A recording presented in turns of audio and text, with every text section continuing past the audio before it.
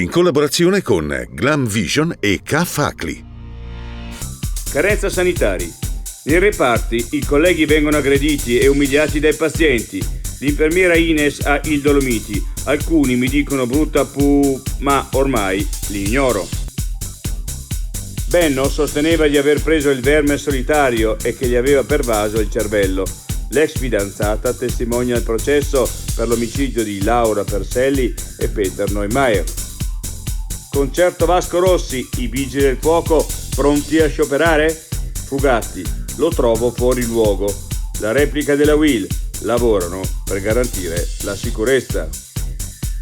Covid, altri 2 morti. In Trentino sono stati trovati 429 nuovi positivi.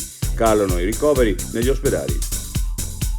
E se non ci fossero stati i vaccini, l'Istituto Sanitario hanno evitato 150.000 morti e 8 milioni di casi. Solo in Trentino, con la campagna vaccinale, 1155 decessi in meno.